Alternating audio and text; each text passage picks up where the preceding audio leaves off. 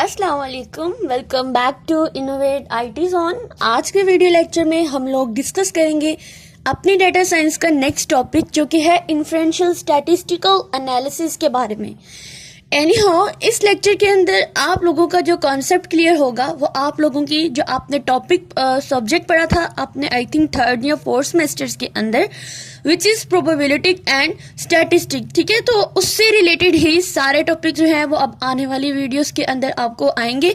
And इसका सबसे बड़ा बेनिफिट ये होगा कि एक तो आपकी रिवीजन हो जाएगी और दूसरा आप जान सकेंगे कि आप लोगों ने प्रोबेबिलिटी एंड स्टैटिस्टिक पढ़ी थी तो उसका आगे जाके आपको बेनिफिट क्या होने वाला है।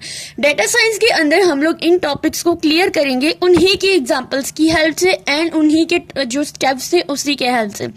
तो टॉपिक हमारा है इन्फ्रेंशियल स्टैटिस्टिकल एनालिसिस, यानी हमारे पास इसका मतलब क्या होता है कि हम लोग अपने प्रोबेबिलिटी पढ़ी होगी, अपने सैंपल्स पढ़े होंगे, आपने पॉपुलेशंस पढ़ी होगी। तो पूरी पॉपुलेशंस की कंक्लूजन निकालने के लिए यानी उनके आउटकम निकालने के लिए या पॉपुलेशन को ही कैलकुलेट करने के लिए आप छोटे से सैंपल्स का सहारा लेते हो। वो उस सैंपल से हमारी जो भी हम लोग एजम्पशंस लगाते हैं, जो भी हम एस्टिमेशन लगाते हैं, उससे निकलने वाले रिजल्ट हमारी पॉपुलेशन होती है और वो सब कुछ हम लोग अपने इन्फ्रेंशियल स्टैटिस्टिकल एनालिसिस के अंदर डिस्कस करेंगे। अब इसके अंदर भी कुछ सब टॉपिक हैं, ये एक टॉपिक है और इस टॉपिक के सब टॉपिक्स हैं, यानी आप कह सकते हैं कि ये एक चैप्टर है और इस चैप्टर के अंदर बाकी के सारे टॉपिक्स आते हैं। इसमें हम लोग क्या चीजें कवर करेंगे, सबसे पहले तो आप लोग जो है हमारी जो इन्फ्रेंशियल स्टैटिस्टिक एनालिसिस की डेफिनेशन देखेंगे और इसका पर्पस क्या होता है। नेक्स्ट ये देखेंगे कि जो हमारी हाइपोथेसिस टेस्टिंग होती है जिनमें नल एंड अल्टरनेटिव हाइपोथेसिस आ जाते हैं, P values and level of significance आ जाता है, then confidence interval, interpretation and इसकी क्या इंपॉर्टेंस होती है कॉन्फिडेंस इंटरवल्स में, और कुछ कॉमन टेस्ट हैं जिनमें टी टेस्ट आ जाता है, काई स्क्वायर टेस्ट आ जाता है एंड एनोवा आ जाता है। तो आज की वीडियो में हम लोग इन्फ्रेंशियल स्टैटिस्टिकल एनालिसिस की डेफिनेशन, उसका पर्पस और हाइपोथेसिस टेस्टिंग को स्टेप बाय स्टेप एक एग्जांपल्स की हेल्प से सॉल्व करेंगे और हम ये एग्जाम पॉइंट ऑफ व्यू से ही करेंगे। तो हम लोग विदाउट टाइम वेस्टिंग अपनी वीडियो को स्टार्ट करते हैं। सबसे पहले हम लोग इन्फ्रेंशियल स्टैटिस्टिकल एनालिसिस की डेफिनेशन देख लेते हैं। ये एक ऐसी ब्रांच होती है जो कि छोटे से सैंपल डाटा का यूज करके पॉपुलेशन से रिलेटेड जो भी कंक्लूजन्स होती हैं वो निकालती हैं। यानी एग्जांपल ले लें कि अगर आप पाकिस्तान की पॉपुलेशंस को कैलकुलेट करना चाहते हैं तो आप लोग क्या करेंगे कि आप किसी भी सिटी को लाइक गुजरांवाला ले लें, आप कराची ले लें, मुल्तान ले लें, कुछ भी ले लें, किसी भी जो सिटी है पूरी कंट्री के अंदर उसका आप छोटे से सैंपल्स का आप रिजल्ट निकालें, उस रिजल्ट को ही आप एस्टिमेट लगाएं और उसकी एस्टिमेशन से ही आप ये अंदाजा लगा सकते हैं कि पाकिस्तान की ओवरऑल कितनी पॉपुलेशन है, राइट। उसके बाद इसका पर्पस क्या होता है, इसके पर्पस में आता है कि आप पॉपुलेशंस को एनालाइज कर सकते हैं, आप प्रिडिक्शंस बना सकते हैं और इसी की बेसिस पर आप डिसीजंस भी ले सकते हैं। अब इसमें हमारे पास जो टॉपिक आता है सब topic which is the hypothesis testing. Hypothesis testing का मतलब होता है कि आपने जो एजम्पशंस लगाने होते हैं, यानी आपने एजम्पशंस को टेस्ट करना होता है। बेसिकली ये हमें बताता है कि आपके जो भी सैंपल का रिजल्ट आया है हम उसको पॉपुलेशन के ऊपर अप्लाई करें या ना करें, ठीक है। यानी हाइपोथेसिस टेस्टिंग होती है एजम्पशन लगाना, टेस्ट करना, ठीक है। यानी डिफरेंट रिजल्ट्स आते हैं हमारे पास और हमने उन्हीं रिजल्ट से इस बात का अंदाजा लगाना होता है कि क्या ये रिजल्ट हमारी पॉपुलेशंस को कैलकुलेट करने में हेल्पफुल है या नहीं, ठीक है। अब इसके कुछ स्टेप्स होते हैं हाइपोथेसिस टेस्टिंग में। सबसे पहला स्टेप आता है आपने नल हाइपोथेसिस और अल्टरनेटिव हाइपोथेसिस निकालने होते हैं। यानी अगर हमारा सैंपल में इसमें कहती हूँ कि मेरे पास 50 है तो अल्टरनेटिव में क्या होगा, नल तो मेरे पास अगर 50 आता है मींस तो मैं क्या कहूंगी अल्टरनेटिव में वो नॉट इक्वल टू, नल में होता है इक्वल टू, यानी ये वैल्यू है, ठीक है, एज्यूम की है। लेकिन जो अल्टरनेटिव में होता है कि ये वैल्यू नहीं है। जैसे हमने बात की कि जो भी सैंपल के रिजल्ट आते हैं वो मे अप्लाई और may not apply on population, right. उसके बाद हम लोग पी वैल्यू को फाइंड आउट करते हैं और लेवल ऑफ सिग्निफिकेंस में बेसिकली पी वैल्यू जो होती है ये बताती है कि जो आपकी नल हाइपोथेसिस होती है ये करेक्ट है या रॉन्ग है। अगर तो आपकी पी वैल्यू जो है वो लेस देन आ जाती है 0.05 से तो इट मीन्स हम इसको रिजेक्ट कर देते हैं, नल हाइपोथेसिस को हम लोग रिजेक्ट कर देते हैं। लेकिन अगर आपकी पी वैल्यू ग्रेटर देन आ जाती है आपकी 0.05 यानी आपकी जो भी लेवल ऑफ सिग्निफिकेंस जो कि बाय डिफॉल्ट अगर हमें नहीं गिवन होता तो हम लोग 0.05 ही लगा देते हैं। तो अगर आपकी पी वैल्यू आपके लेवल ऑफ सिग्निफिकेंस से ग्रेटर देन है तो इट्स एक्सेप्टेड, ठीक है, हम इसको एक्सेप्ट कर लेते हैं नल हाइपोथेसिस को। तो लेवल ऑफ सिग्निफिकेंस बेसिकली आप कह सकते हैं थ्रेशोल्ड होता है, ठीक है, जिसके अंदर हमारे पास जो वैल्यू बाय डिफॉल्ट या तो फिक्स होती है या अगर गिवन हो भी तो हम उसी लिहाज से इसको कैलकुलेट करते हैं, लेकिन मोस्टली हमारे पास 0.05 या 0.025 0.02 इस तरह ही गिवन होती हैं, और जो सबसे ज्यादा कॉमन होती है वो 0.05 ही होती है। ये बात आप लोगों ने याद रखनी है, ठीक है। उसके बाद अगर हम लोग नेक्स्ट चलें तो इसके कुछ हमारे पास स्टेप्स होते हैं जिन स्टेप्स को आप लोगों को याद रखना है। सबसे पहले नल एंड अल्टरनेटिव हाइपोथेसिस आपको पता होने चाहिए, ठीक है। इसमें ये जो मीन होता है ये स्पेसिफिक वैल्यू होती है जो हम लोग खुद से यानी जो हम लोगों ने एजम्पशंस लगाई होती है हमारे क्वेश्चन की स्टेटमेंट में गिवन होती है, राइट। मोस्टली ये क्वेश्चन की स्टेटमेंट में यही गिवन होती है, हमने इसी से ही एजम्पशन लगानी होती है। मोस्टली अगर मैं बात करती हूँ तो हम लोग अल्टरनेटिव हाइपोथेसिस का ज्यादा यूज करते हैं। इसमें हम लोग टू टेल्ड टेस्ट का यूज करते हैं, जैसे आप लोगों के जहन में चल रहा होगा कि हाँ हमने तो भाई प्रोबेबिलिटी एंड स्टैटिस्टिक्स में ये पढ़ा था, ठीक है। उसके बाद फिर हमारे पास ये फॉर्मूला आता है और इसी फॉर्मूले से हमने जी की वैल्यू निकालनी होती है। जी टेस्ट जो होता है ये कॉमन टेस्ट होता है as compare to T test, लेकिन टी टेस्ट भी हम करेंगे आगे आएंगे जब हम कॉमन टेस्ट वाले टॉपिक पे आएंगे वहां पर। तो यहाँ पे हम सिर्फ जी टेस्ट को ही अभी कैलकुलेट करेंगे। देन उसके बाद स्टेप 3 की बात करें तो इसमें आपने जो पी वैल्यू है उसको कैलकुलेट करना होता है और फिर उसके बाद आपने डिसीजन लेने होते हैं। डिसीजन में क्या करना होता है कि अगर पी वैल्यू जो होती है वो आपकी लेवल ऑफ सिग्निफिकेंस या सिग्निफिकेंस लेवल से लेस देन है तो हम नल हाइपोथेसिस को रिजेक्ट कर देते हैं, और अगर आपकी जो पी वैल्यू है वो ग्रेटर देन है आपके सिग्निफिकेंट लेवल से तो हम इसको एक्सेप्ट कर लेते हैं। तो आइए एक हम लोग एग्जाम्पल जो है वो उसको सॉल्व करते हैं। एग्जाम्पल है, हम यहाँ पर एग्जाम्पल को पढ़ लेते हैं और यहीं से हम लोगों को मैं आपको बताऊंगी क्या चीजें आपको एग्जाम्स में गिवन होंगी और क्या नहीं, ठीक है। एक कंपनी है जो कह रही है कि उनकी जो बैटरी सेल है उसकी एवरेज लाइफ 50 आवर्स है। ये आपका मीन है जो आपने हाइपोथेसिस टेस्ट में लगाना है। जो आपके जो हम पहला स्टेप होता है उसमें जो मीन यूज करते हैं वो ये होता है जो एवरेज लाइफ से रिलेटेड होता है, लाइक दिस वन, ठीक है। यानी कह रहे हैं कि एक कंपनी कह रही है कि उनकी जो बैटरी सेल है उसकी एवरेज लाइफ 50 आवर्स है, लाइक इसको हमने मीन कह दिया, इसको हम सेव कर लेते हैं। उसके बाद आता है सैंपल ऑफ दिस कंपनी। इस कंपनी के जो सैंपल्स हैं उसमें सैंपल मीन गिवन है, ये एक मीन है ओवरऑल और ये सैंपल मीन्स होती है जो कि एक्स बार है। आप कह सकते हैं ये आपका एक्स है एंड दिस इज एक्स बार। उन्होंने क्या कहा है कि 52 आवर्स है, ठीक है। और पॉपुलेशन स्टैंडर्ड एविएशन जो है वो 4 आवर्स है। देन उसके बाद सैंपल का साइज जो है वो आपके पास 30 है एंड सिग्निफिकेंट लेवल 0.05 है। अगर मैं आपको बताऊं इस फार्मूले की तो हर चीज हमारे पास गिवन है।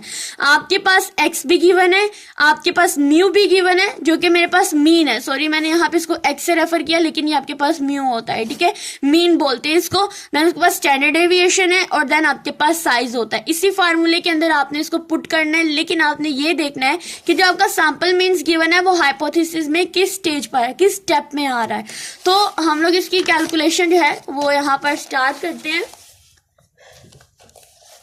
सबसे पहले मैं आपको बताऊंगी आपका जो स्टेप 1 होता है, ठीक है। स्टेप 1 में आपने जो करना होता है हाइपोथेसिस टेस्ट्स लगाने होते हैं। आप यहाँ पर हाइपोथेसिस लिखेंगे जिनमें आप लिखेंगे सबसे पहले आपका null hypothesis which is the H0, और अगर आप इसको हम लोग क्या कहते हैं म्यू, ठीक है, जो कि हमारे पास मैंने कहा था 50 आवर्स है इसका मीन्स जो है, मेन मीन्स जो है। और जो अल्टरनेटिव हाइपोथेसिस में हम लोग इसका अल्टरनेटिव ले लें। अगर नल में ये इक्वल है तो हम अल्टरनेटिव में क्या कहते हैं, नॉट इक्वल, ठीक है। उसके बाद स्टेप 2 में हम लोग क्या करते हैं, कैलकुलेट कर लेते हैं अपनी कैलकुलेट जी वैल्यू, ठीक है, और ये हमारा स्टेप 2 होता है। अब इसमें जी वैल्यू का हम पहले फार्मूला लिख देते हैं which is equals to the X bar minus mu over standard deviation divided by N, ठीक है। और अगर मैं आपको बताऊं हमने बात की जो ये सैंपल मीन होता है, ये आपका मीन होता है, ये स्टैंडर्ड एविएशन है और ये आपका साइज होता है। अब हमने यहाँ पर लिखना है गिवन डाटा। अगर हम पीछे देखें हमारे क्वेश्चन की स्टेटमेंट में तो आपके पास जो मीन है वो 50 आवर्स गिवन है, जो आपके पास सैंपल मीन है वो आपके पास 52 आवर्स गिवन है, आपका जो स्टैंडर्ड डेविएशन है जो यहाँ पर हम देखते हैं वो तकरीबन 4 आवर्स गिवन है, एंड आपका साइज जो है वो 13 गिवन है। ठीक है, तो यहाँ पे हम लिख लेते हैं आपका जो स्टैंडर्ड डेविएशन है which is the 4 hours and जो आपका साइज है वो 30। अब आपने क्या करना है, इन सबको आपने फॉर्मूला के अंदर पुट करना है। पुट करने के बाद क्या वैल्यू आती है वो आपने अपने कैलकुलेटर से कैलकुलेट करनी है। ठीक है, जैसे मैं यहाँ पर पुट करती हूँ, मेरे पास एक्स बार की वैल्यू थी 52 माइनस 50 ओवर स्टैंडर्ड डेविएशन की वैल्यू थी 4 डिवाइडेड बाय स्क्वायर रूट 30। ठीक है, ये वैल्यू है, और इसको आपने जब कैलकुलेट करना है, इसमें से अगर हम माइनस करते हैं 2, कैलकुलेटर की हेल्प से आपने इसको कैलकुलेट करना है, तो इसकी वैल्यू तकरीबन 0.7303 आती है। ठीक है, और उसके बाद जब आप इसको डिवाइड करेंगे तो इसकी जो अप्रोक्सीमेटली जो वैल्यू आएगी, आपने यहाँ पर इक्वल नहीं लगाना। अब जब इस तरह की होती है कि ऊपर इस तरह से कुछ पॉइंट्स में जाता है तो आप इक्वल नहीं, आप बल्कि अप्रोक्सीमेटली का साइन यूज करते हैं, और ये हमारे पास 2.74 आ जाती है हमारी जी की वैल्यू। जी की वैल्यू आई है 2.74। ठीक है, अब आपके पास आपने देखा होगा कि जब आप इस तरह के क्वेश्चन सॉल्व करते हो, स्टेप 3 होता है ना, आपने पी वैल्यू फाइंड आउट करनी होती है। तो जब आप पी वैल्यू फाइंड आउट करनी होता है तो आप सबसे पहले इस जी की वैल्यू को आप टेबल में जो है वो देखते हैं। ठीक है, टेबल आपके पास गिवन होता है, तो वो टेबल मैं आपको जो है अपने व्हाट्सएप चैनल में शेयर कर दूंगी, या इस जो चैनल है इसकी पोस्ट में भी कर दूंगी आपके पास वो टेबल की वैल्यू। तो टेबल की वैल्यू देखनी कैसे है, देखो यहाँ पर आया 2.74, तो यानी 2.7 आपने रो देखना है, रो नंबर, एंड जो यहाँ पर 4 है, अब देखो यहाँ पर 0.04 करके ये 4 आ रहा है, तो ये जो 0.04 है ये आपने उसके कॉलम में वैल्यू देखनी है। ठीक है, तो मैं अपने लैपटॉप से आपको दिखा देती हूँ कि आपने कैसे वैल्यू कैलकुलेट करनी है। अगर यहाँ पर टेबल में देखा जाए तो आपने वैल्यू कैसे चेक करनी है, ये रहा आपको ऊपर कॉलम में 0.04 नजर आ रहा है, आपने इसकी सीध में जाना है और आपको 2.7 जो है अब इसकी रो नंबर ढूंढना है। ठीक है, तो आप लोगों को क्या करना है, सिंपल नीचे स्क्रॉल करें और जहां 2 की लाइन आ रही है यहाँ पर आपने जाना है। अभी देखिए हम लोग 1 2 दिस इज 2.7। ठीक है, ये आपको 2.7 नजर आ रहा है और इसमें आपने 0.04 में जाना था, और 0.4 जो कॉलम था वहां पर इसकी वैल्यू ये आ रही है 0.99693। ठीक है, ये वैल्यू आ रही है, तो आपने इसको वैल्यू ही आप कहते हैं कॉमुलेटिव प्रोबेबिलिटी वैल्यू आई है जी की। इससे आपने अब अपनी पी वैल्यू भी फाइंड आउट करनी है, जो कि हम लोग अपनी नोटबुक पे करते हैं। इसको हम सिंपली लिख लेते हैं और हम लोग अपनी नोटबुक की तरफ चलते हैं। तो जो हमने जी की वैल्यू जो कि हमारे पास आई थी 0.9 एंड 0.99693 आई थी। ठीक है, तो हम लोगों ने क्या करना है, अब ये हमारे पास यहाँ पर स्टेप 2 का काम हो गया। अब हम लिखेंगे स्टेप 3 में। स्टेप 3 में हम लोगों ने क्या करना होता है कि अपनी जो पी वैल्यू होती है उसको हमने फाइंड करना होता है। तो मैं यहाँ पे लिख देती हूँ, फाइंड करना है हमने पी वैल्यू। ठीक है, और यहाँ पर हमने क्या करना है कि जो z इज इक्वल टू 2.74 था, इसके लिए जो आपकी कॉमुलेटिव प्रोबेबिलिटी वैल्यू जिसको हम बोलते हैं, जो कि हमने z टेबल से लिखी है, तो हमने cumulative probability value from z table which is हमारे पास है 0.9969। ठीक है, इतना भी लिख देंगे तो इनफ होगा। उसके बाद हम लोगों ने हमने अब यहाँ पर हमने जी वैल्यू से उसकी जो टेबल कॉमुलेटिव प्रोबेबिलिटी होती है उसकी वैल्यू फाइंड आउट की है। अब हमें इस पे टेल टेस्ट लगाना है। अब देखें 2 टेस्ट होते हैं हमारे पास, एक होता है हमारे पास लेफ्ट टेल टेस्ट और एक होता है राइट टेल टेस्ट। अगर तो 0 से ज्यादा वैल्यू आती है तो हम लोग उसके लिए राइट टेल टेस्ट यूज करते हैं, और अगर 0 से लेस यानी माइनस में आती है तो हम उसके लिए लेफ्ट टेल टेस्ट यूज करते हैं। अब यहाँ पर देखें, क्योंकि ये राइट में ये पॉजिटिव वैल्यू है तो हम इसके लिए राइट टेल टेस्ट यूज करेंगे। ठीक है, और उससे हम लोग पी की वैल्यू निकाल लेंगे। तो उसके लिए पी वैल्यू का जो भी हमारे पास आप कह सकते हैं राइट टेल टेस्ट एरिया जो होता है उसके लिए जो फॉर्मूला होता है, हम यहां पे लिख दूंगी मैं राइट टेल टेस्ट,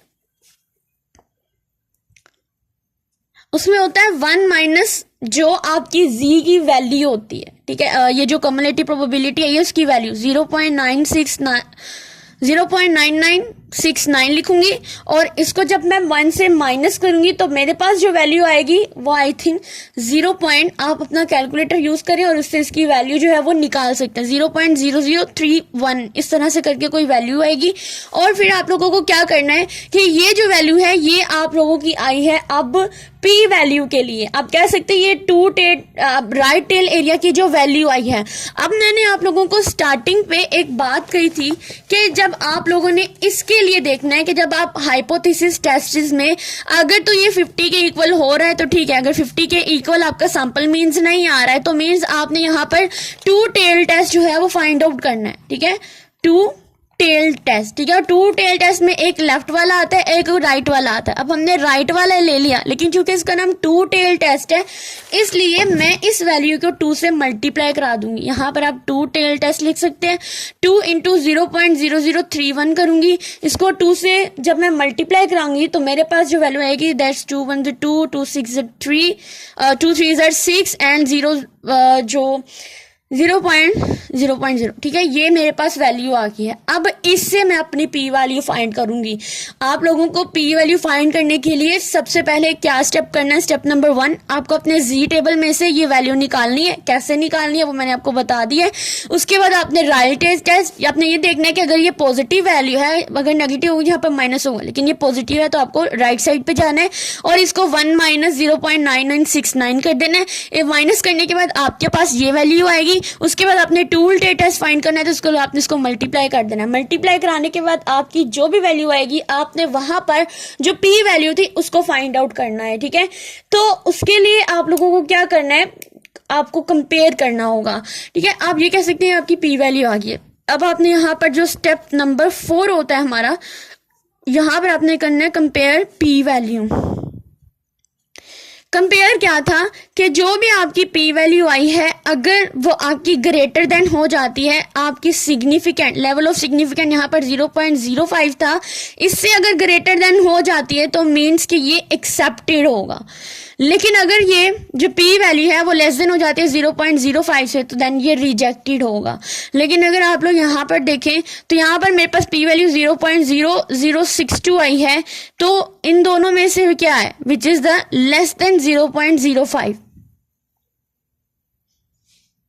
क्योंकि ये बड़ी है और ये छोटी वैल्यू है. ठीक है, तो इसका मतलब क्या हुआ कि मेरा जो हाइपोथेसिस था नल हाइपोथेसिस इसके लिए रिजेक्ट हो गया और जो चीज एक्सेप्ट में है वो मेरा अल्टरनेटिव हाइपोथेसिस यहाँ पर यूज हुआ है. ठीक है, यानी ये भी फाइंड आउट करना होता है कि यहाँ पे कौन सा हाइपोथेसिस यूज हो रहा है. क्योंकि देखो यहाँ पर ये वैल्यू कंपेयर की तो ये हमारे पास लेस देन आ गई, मीन्स कि हमारा जो नल हाइपोथेसिस था वो यहाँ पर रिजेक्टेड हो गया. और इसी तरह से आप लोगों ने अपने जो होते हैं वो फाइंड आउट करने होते हैं कि जो आपका हाइपोथेसिस था, यानी ये बात आप लोगों ने, जब मैं यहाँ पर क्वेश्चंस की बात करती हूँ तो आप लोगों ने यहाँ पर देखना है कि जो आपका 50 आवर्स था एवरेज लाइफ, क्या वो करेक्ट है, क्या वो अच्छी एस्टिमेशन लगा रहा है या नहीं. इसके लिए उन्होंने मुझे सैंपल मीन दिया 52 आवर्स का. जब मैंने 52 आवर्स से सारी कैलकुलेशन की तो मेरे पास यहाँ पर नल हाइपोथेसिस रिजेक्ट हो गया क्योंकि वो 50 के इक्वल नहीं आया. अगर तो ये हमारे पास आ जाता लेस देन, तो मतलब क्या हो, लेस देन हो जाता तो इसका मतलब क्या होता कि मेरे पास ये एक्सेप्टेड था. ठीक है, लेकिन ये इसके इक्वल नहीं आया, 50 के इक्वल नहीं आया है, इस चीज के इक्वल नहीं आया, तो इट्स मीन कि ये चीज जो है वो मेरी रिजेक्ट करता है. यानी कंक्लूजन आपने क्या लिखना है कि आपके जो भी नल हाइपोथेसिस रिजेक्ट हो गया है क्योंकि जो बैटरी सेल का एवरेज लाइफ जो है वो आपका 50 आवर से बिल्कुल डिफरेंट है, तो इसलिए हमने इसको रिजेक्ट कर दिया. यही एज अ कंक्लूजन है आपका. और इसी तरह से आप लोग क्वेश्चन को सॉल्व करते हैं. अगर आपको एग्जाम में इससे रिलेटेड कोई भी क्वेश्चन आता है आपने सेम यही स्टेप्स जो है वो यूज करना है अपने हाइपोथेसिस टेस्ट के लिए. और आने वाली वीडियोज में हम लोग जो डिस्कस करने जा रहे हैं which is a confidence interval, जिसमें इंटरप्रिटेशंस क्या होते हैं और उनकी इंपॉर्टेंस जानेंगे. और फिर उसके बाद इसी टॉपिक का जो हमारे पास नेक्स्ट सब टॉपिक आता है which is the common test, जिसमें टी टेस्ट क्या है, काई-स्क्वायर टेस्ट क्या है एंड एनोवा क्या है, वो भी हम लोग एग्जांपल्स की हेल्प से जो है वो सॉल्व करेंगे. अगर आपको इससे रिलेटेड फिर भी कोई क्वेश्चन है आप मुझे कमेंट सेक्शन में जरूर पूछेगा, मैं आपको जरूर से रिप्लाई दूंगी. Thank you.